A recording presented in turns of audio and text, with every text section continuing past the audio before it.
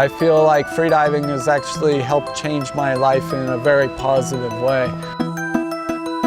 Everyone has a little bit of fear, and if you're struggling on the way down, that's tension that you may be holding that is not letting you get to deeper depths. Aloha, my name is Daniel Koval. I am currently the deepest self-propelled freediver in America. And I just set the United States national record of 102 meters, 335 feet on a single breath event. I was born and raised in Orange, California. My dad got me a 3-prong for Christmas, or Hawaiian sling. I continued spearfishing in Hawaii and got much better.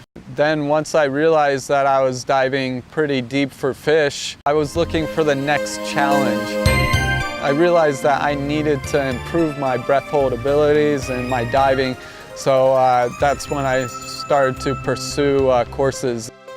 Breath holding actually isn't as difficult as most people think. Once you learn the physiology about how we consume oxygen, what's going on with the body, it makes them sort of understand that they are capable of holding their breath for much longer. Everyone feels this urge to breathe, and this actually doesn't mean that you're low on oxygen. It just means that the CO2 in your body is starting to build up. Your body has to sort of make some changes physiologically in order to handle these much deeper pressures. I started to develop my flexibility by stretching and doing some yoga, and this helped me to create more flexibility to start increasing the depth over 50 to 60 meters. Equalization is usually the biggest factor when diving beyond your residual volume, because you cannot use your lungs anymore to push the air into your ears. You have to have air inside your mouth, and you have to be able to keep that all the way down.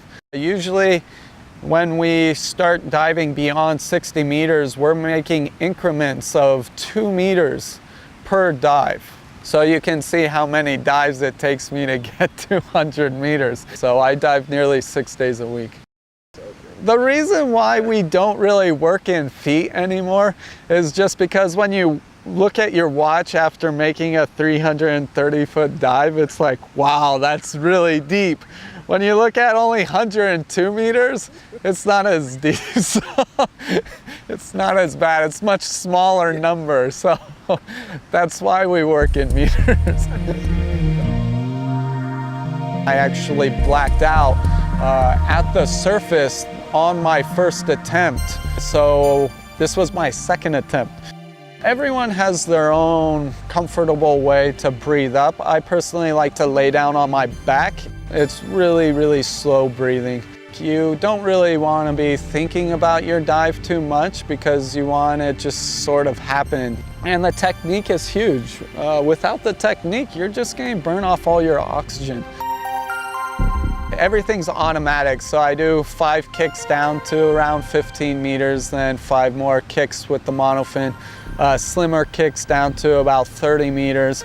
So this is just automatic for me. I do it every single time. I count. It sort of helps me take my focus off of actually doing the deep dive.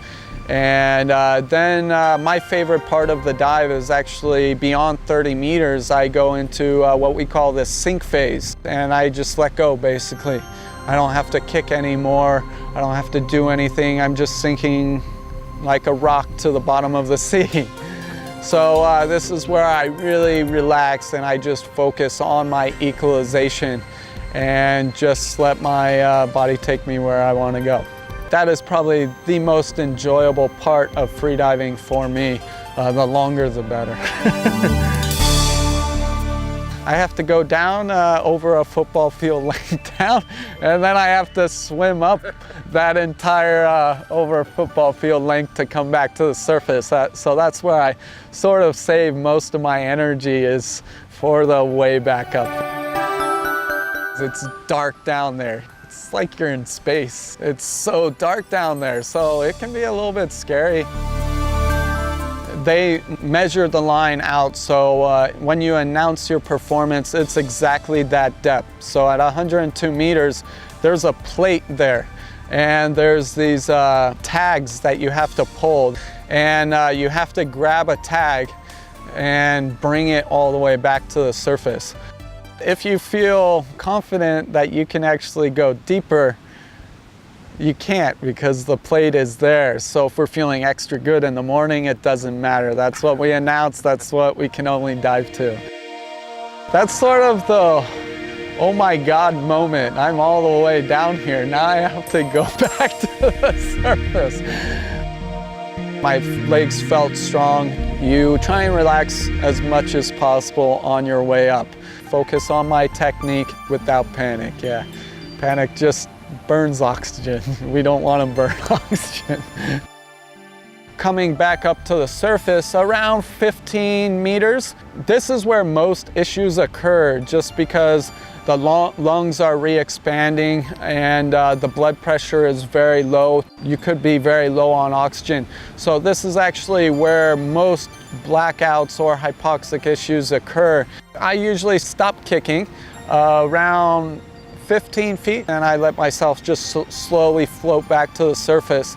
I do a little bit of an exhale so that when I can break the surface, I can immediately start my recovery breaths.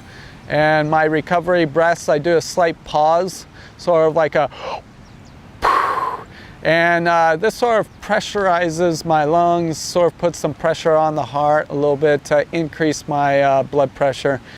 This was an ADA sanctioned competition, and they have rules that you have to basically a surface protocol that you have to complete. I have to give an okay sign and then say I'm okay in that order. Fail to do it in that order, we'll just disqualify your dive. Safety is the most important thing of freediving. It can be a dangerous sport. In my career of freediving, I've actually had to change a lot of things mentally for me. This is why I'm so passionate about this sport. As I was on my road to achieving deeper depths, I ran into all sorts of barriers. And in order for me to get past these barriers, I had to actually change maybe something in my life or in my lifestyle, something that I was doing. And once I realized that I could change these things in my lifestyle, it would make me more relaxed actually on my dive. This has been a dream of mine for quite a while. I never actually thought I would make it to this point. So me actually making it, it's definitely one of the biggest accomplishments in my life.